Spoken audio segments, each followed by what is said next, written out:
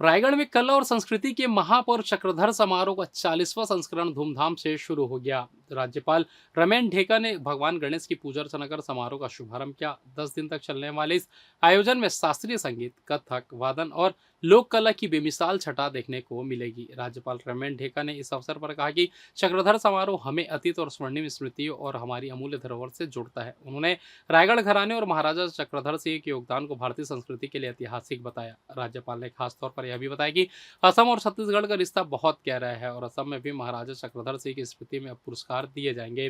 केंद्रीय संस्कृति एवं पर्यटन मंत्री गजेंद्र सिंह शेखावत ने कहा कि भारत की ताकत उसकी विविधता में एकता है और रायगढ़ घराने कथक को नई पहचान देकर भारतीय संस्कृति को नई ऊंचाइयां दी हैं। उन्होंने विश्वास जताया कि आने वाले 10 दिन रायगढ़ संस्कृति और कला के रंगों में सराबोर रहेगा। वहीं वित्त मंत्री ओपी चौधरी ने कहा कि चक्रधर समारोह को राष्ट्रीय स्तर पर पहचान दिलाने के लिए ठोस प्रयास किए जा रहे हैं। उन्होंने रायगढ़ के विकास कार्य और धार्मिक पर्यटन स्थलों को गति देने की योजनाओं का भी उल्लेख किया। राज्यसभा सांसद देवेंद्र प्रताप सिंह ने राजा चक्रधर सिंह को नमन करते हुए कहा कि एक गूढ़ आदिवासी राजा द्वारा कथक नृत्य को अंतर्राष्ट्रीय मंच पर स्थापित करना इतिहास का स्वर्णिम अध्याय है।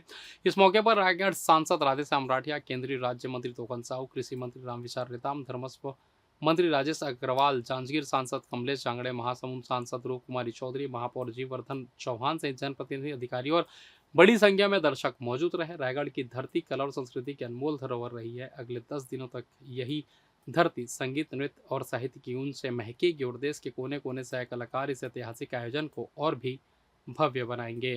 किसी एक समारोह का 40 वर्ष और निरंतर 40 वर्ष पूरे होना निश्चित रूप से एक बहुत बहुत बड़ा विषय है।